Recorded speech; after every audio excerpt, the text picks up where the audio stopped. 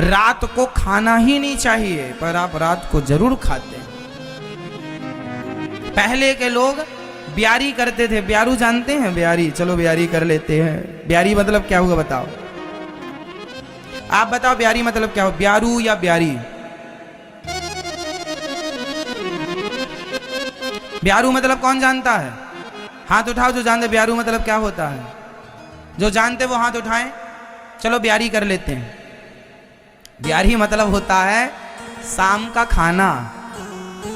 शाम का मतलब 7 बजे तक जो खा लो ना, ब्यारी कर लो। गांव की भाषा है ब्यारू। संत लोग भी बोलते ब्यारू की सीताराम। संत लोग एक ही बार खाते हैं, पर जो बूढ़े होते हैं जिनको जरूरत है ये ब्यारू, ब्यारू में वो खिचड़ी बना लेते, खिचड़ी खा लो। तो ब्यारू की सीताराम, ब्यारू मतलब शाम का भोजन।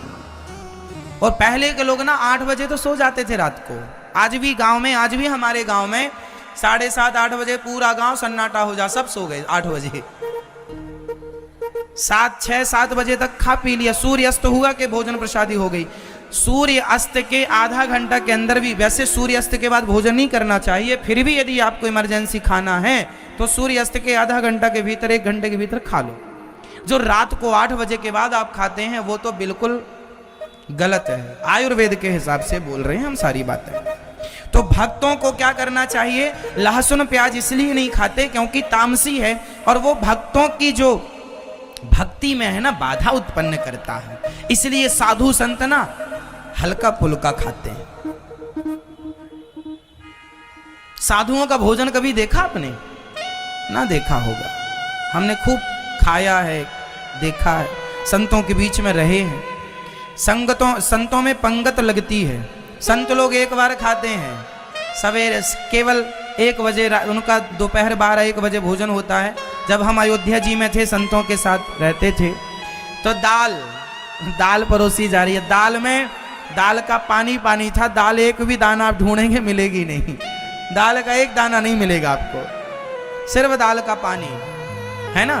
और रोटी सूखी, कोई घी भी नहीं, सूखी। चावल, रोटी, चावल, साग में आप लोग तो आलू का पत्ता निकाल लेते हैं, आलू का छिलका उतार ले। साधु संत काहे का छिलका उतारे हैं? कहाँ पुरुष भजन करेंगे छिलका उतारेंगे? स्वाद के लिए खाने वाला, स्वाद एक होता है स्वाद के लिए खाना, और एक होता है पेट भरने के लिए खाना। तो कौन सा खाना ठीक है? जोर से स्वाद वाला खाना भोगी खाता है, और पेट भरने के लिए केवल योगी खाता है। उसे कोई मतलब नहीं कि आलू में छिलका है या उतर गया, वो अपना खाया पिया मस्त। दाल का पानी साहब मुझे याद है, मैं खाया हूं। वो जो अयोध्या जी की दाल है, वो दाल के आगे आज का 56 भोग फेल है। वो दाल, वो साग, वो रोटी, वो संतों के हाथ से जो प्रसादी मिलती है, भगवान जी का प्रसाद, उसके आगे सारे आज के, मैंने उतना स्वादिष्ट भोजन वहां के बाद आज तक किया ही नहीं। ये समझ लो मेरी लाइफ में। मेरे जो साधु संतों के बीच में खान पान रहा है, उसके बाद वाला वो खान पान कभी मिला ही नहीं। लक्ष्मी जी शंकर जी के पांव क्यों नहीं दबा रही हैं? लक्ष्मी जी ब्रह्मा जी के पांव क्यों नहीं दबा रही हैं? लक्ष्मी जी नारायण के ही पांव क्यों दबा रही हैं? सवाल है, उत्तर दो।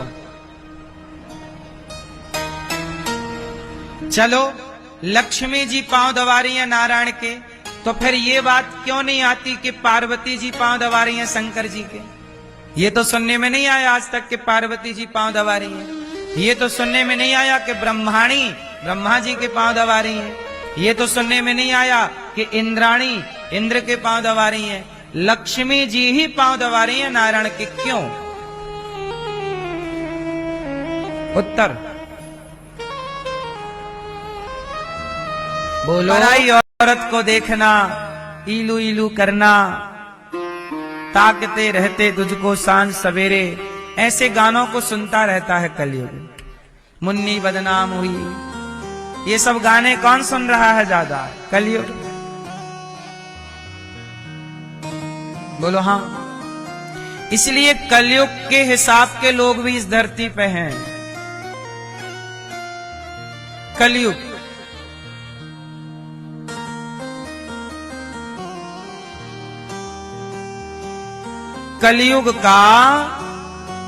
कलयुग किन से ज्यादा खुश है? जो जुआ खेल रहे हैं, शराब पी रहे हैं, पराई औरत के चक्कर में, पराई पुरुष के चक्कर में, जो बेईमानी से पैसा कमा रहे हैं।